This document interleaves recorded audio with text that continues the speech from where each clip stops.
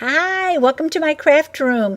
Carol Gatton, your Stampin' Up! Demonstrator, and I want to show you just what I have created with the different elements that I've showed in my last two videos. First of all, our little heart that we trimmed out, and next our oval Framelits Die.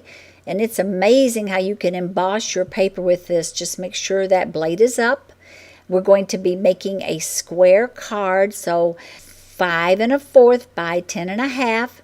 Now I have two panels, River Rock, and then on that is the specialty paper that you want to adhere onto that base of your card.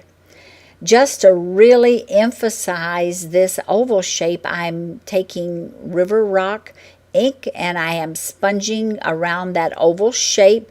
And the best way to control this is rub your ink onto your sponge, tap off onto a scrap of paper so that you don't get any dark blobs of ink where you don't want it. Let's take a look at how pretty with the crystal effects at the top of that heart. But let's look at our brad first. This is the builder brad that you'll find in our spring catalog, and just find something like a piece of styrofoam to poke that into. I'm going to be putting the little heart from our owl punch, so I'm zeroing in on that red heart and punching that out. I like to test my crystal effects on my craft mat before I add it to my brad, and make sure you always clean that off before you put the lid back on, because this is an adhesive. Okay, we are ready now to add our little heart to our crystal effects on our brad.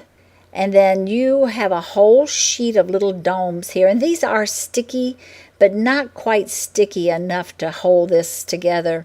So that's why we're using the crystal effects. And next we're going to add the crystal effects to the top of this More L'Amour heart shape that we had cut out in a previous video. And this is so easy to do. It just takes a little bit of time to dry. I would say an hour and a half plus to let that dry so it's really good and dry and not tacky. Add your pencil to mark to the center of your heart. Poke that out, and now add your brad, and you have it ready to go onto your card. So let's add some of the delicate details lace tape before we do that. This stuff is so easy to work with. It comes on a roll and it has a plastic backing. So measure out just exactly how much you need. You're going to pull back that plastic backing and just adhere it right onto your cardstock. And let's just say that you don't have it exactly straight. It pulls right back up again and you can reposition it. So very user-friendly. I'm using a little bit of our River Rock ink just to tone down that white and to make it look a little more earthy looking. And so now we'll turn that over and trim off the excess. Once we get that all done, we're ready to adhere that onto our rose red panel. I've taken the Primrose Petals ribbon and I've gone through the center of my card and brought this over to the left side where I'm going to tie my bow.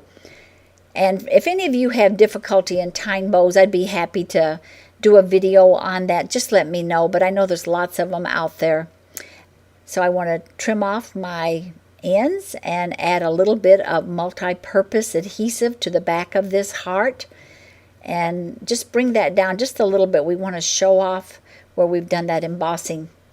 I've added my dimensionals now to the back because I want to pop that up. I love anything with dimension. How about you girls? Okay, so let's get those backs pulled off.